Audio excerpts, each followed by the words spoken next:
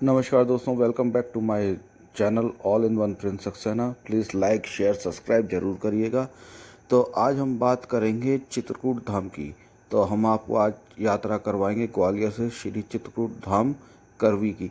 तो फिलहाल हम आ गए हैं चित्रकूट धाम के रेलवे स्टेशन पर, और जिस ट्रेन से हम आए थे वो निकल चुकी है ग्वालियर से। फ़िलहाल क्या है कि सुबह के 3:30 बजे हम यहाँ पर आकर के बैठ गए हैं। ट्रेन ने हमें छोड़ दिया चित्रकूट में।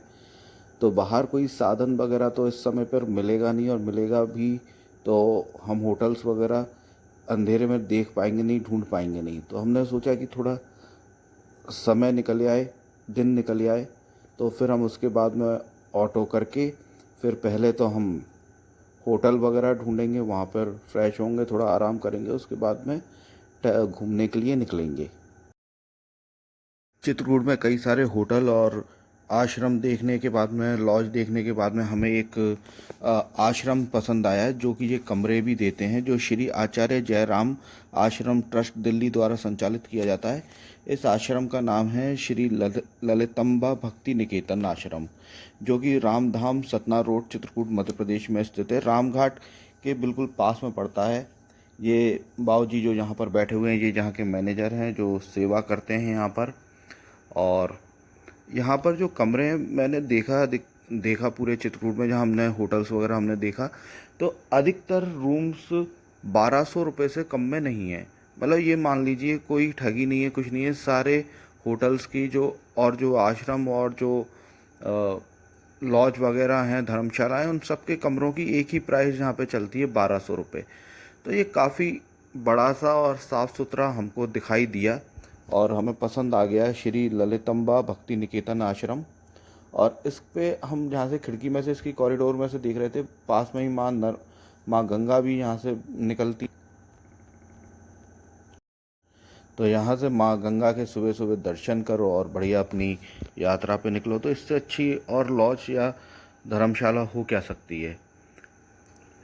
ये जो आप पूरा घाट जो देख रहे हैं, ये श्री ललितंबा भक्ति निकेतन आश्रम का खुद का ही घाट है। उसी घाट पर ये आश्रम बना हुआ है।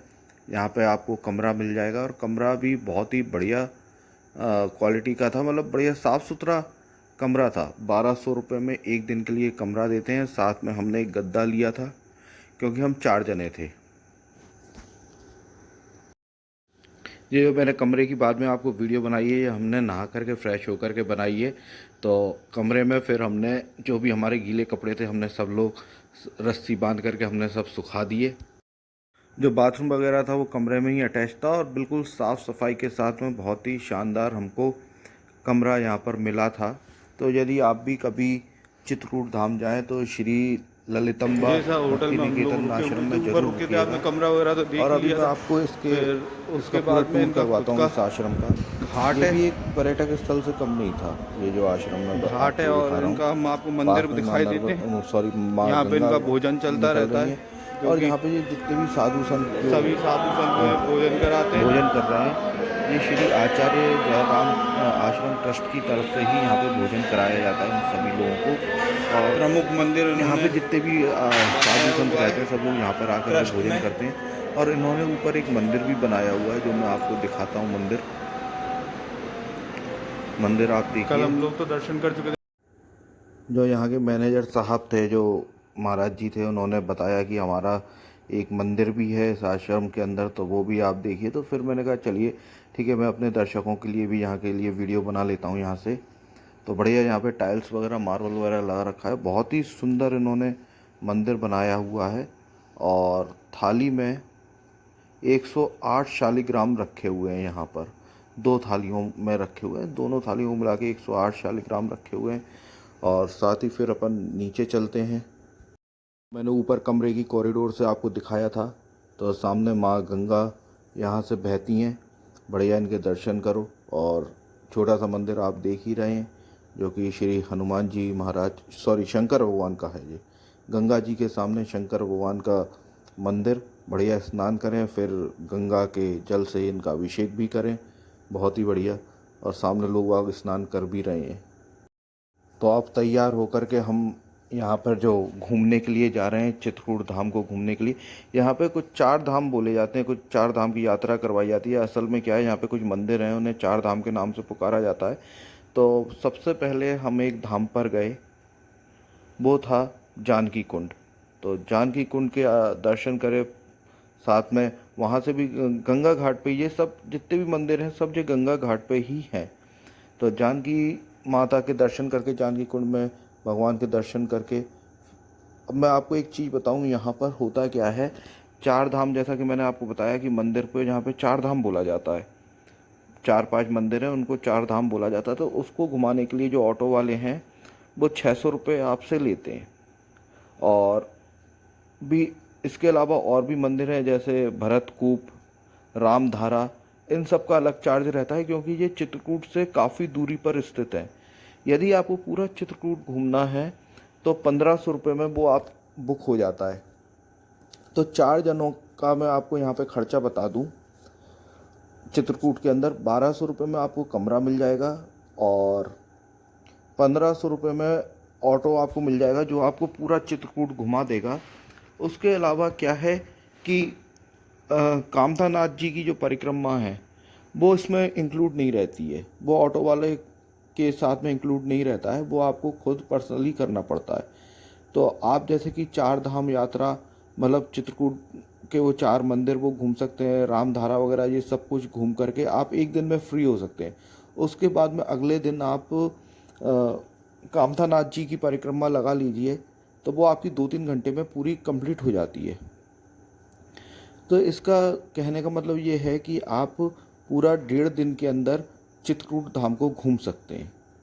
तो अभी ये हम यहाँ पर आ गए थे जानकी कुंड में। तो जानकी कुंड में जानकी माता के दर्शन करने के बाद में, राम दरबार के दर्शन करने के बाद में, श्री हनुमान जी के हमने दर्शन करे, जो इनके रामचंद्र जी के प्रिय भक्त रहे हैं।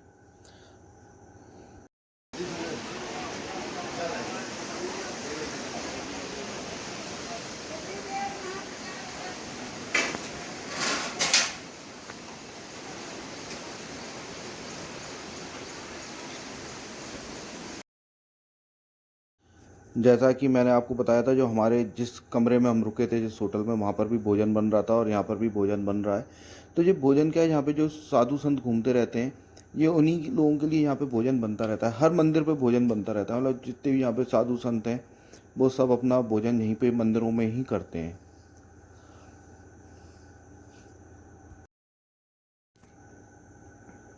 फिर ऊपर राम दरबार के दर्शन करने के बाद में हम नीचे चले आए और माता गंगा को चरण स्पर्श किया।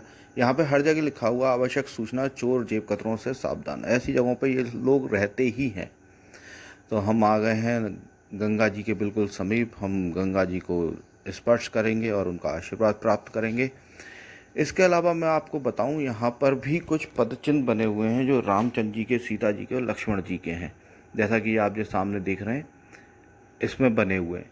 अब मेरे को एक सवाल हमेशा उठता है कि कैसे पता कि रामचंद्र जी के और सीता जी के और लक्ष्मण जी के ही चिन्ह हैं। बताया जाता है ये 13,000 करोड़ साल पहले के चिन्ह हैं। हो सकता है कुछ वर्ष पहले किसी ने बना दिए हों। खैर, ये सब कुछ आस्था का केंद्र है और सबकी अपनी अपनी मान्यताएं हैं। मैंने भी वही कहानियों पर, उसी चीज़ों पर विश्वास करते हुए उनको प्रणाम किया और मैंने भी ये मान लिया कि ये रामचंद्र जी के, सीता जी के ही पदचिन्ह होंगे। कहा जाए तो रामायण एक माइथोलॉजी है, माइथोलॉजिकल बुक है, और माना जाए तो वो हिस्ट्री है। यदि हम उसे हिस्ट्री मान करके चलें तो ये सब सत्य है, और माइथोलॉजिकल मान करके चलें तो एक ये काल्पनिक कहानी है। तो अब आप क्या मानना इसे चाहते हैं, माइथोलॉजिकल या हिस्ट्री? तो मैंने तो हिस्ट्री मान के ही इसको, अपने भारत की हिस्ट्री मान के इसको प्रणाम किया और साथ में माँ गंगा का आशीर्वाद लिया। बढ़िया शाम। फिर जो हमारे ऑटो वाले भैया हैं वो दूसरे धाम, यानी 4 धाम में से एक धाम तो हमारा वो जानकी कुंड हो गया, फिर दूसरे धाम पर आ गए स्फटिक शिला पर। स्फटिक शिला की कहानी ये है कि भगवान श्री राम ने पहली बार माँ सीता का फूलों से श्रृंगार किया था। यहाँ पर एक शिला है, स्फटिक शिला जिसको हम बोलते हैं, वहाँ पर बैठ करके माँ सीता का श्रृंगार उन्होंने किया था। तो वो भी कार्बन डेटा से पता लगा है कि वो भी 13,000 करोड़ साल पहले का ही शिला है। और उस शिला की जो मान्यता है, वो ऐसा पत्थर पूरे चित्रकूट में कहीं भी नहीं मिलता है। बोलते हैं कि ठंडों में वो ठंडा रहता है, गर्मियों में भी वो ठंडा रहता है, मतलब उसका तापमान एक सा रहता है। बहुत ही चिकना और शानदार पत्थर वो हमें देखने को मिला। तो आगे ये सामने जो आप देख रहे हैं, ये मंदिर बना हुआ है, उसी के नीचे वो शिला है। तो आगे हम देखते हैं और वहाँ के जो महाराज जी हैं, जो पंडित जी वहाँ पे जो बैठे हुए हैं, उनसे पता करते हैं उसके बारे में, उसके इतिहास के बारे में।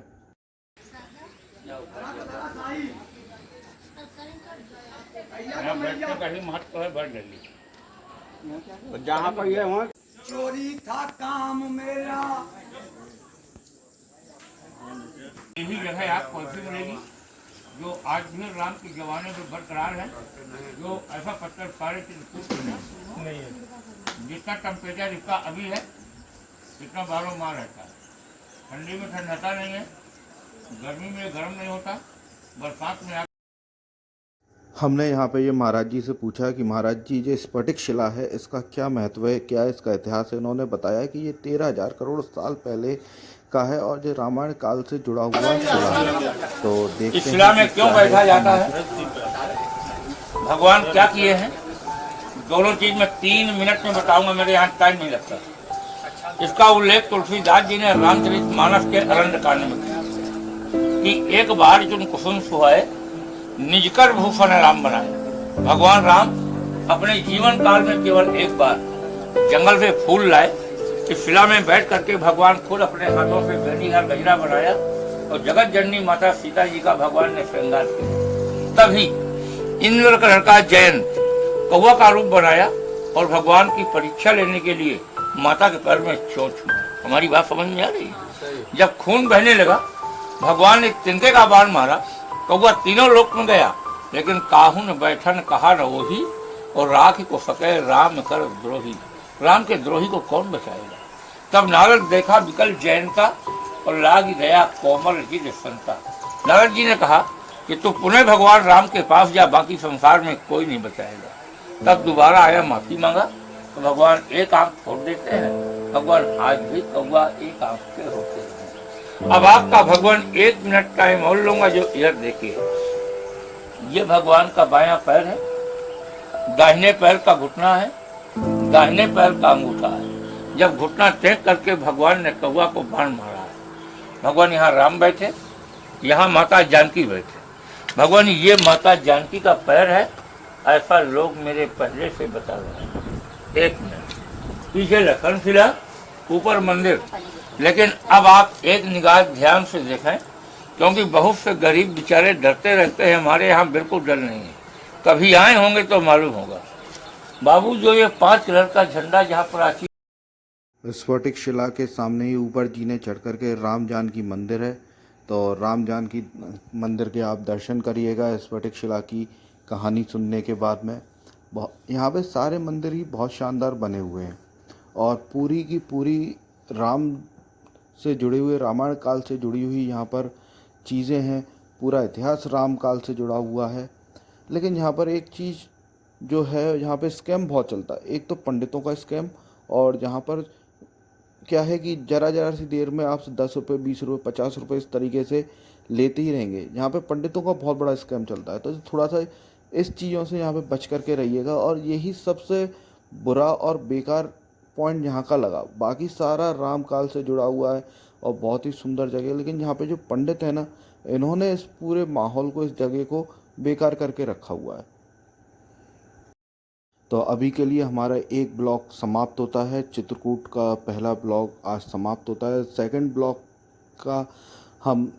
ब्लॉग बहुत जल्दी लेकर के आएंगे आप सबके सामने। आपको ब्लॉग कैसा लगा, लाइक शेयर कमेंट ज़रूर करिएगा। यहाँ पे रामचंद्र जी ने हवन किया था, ऐसा यहाँ पर बोलते हैं।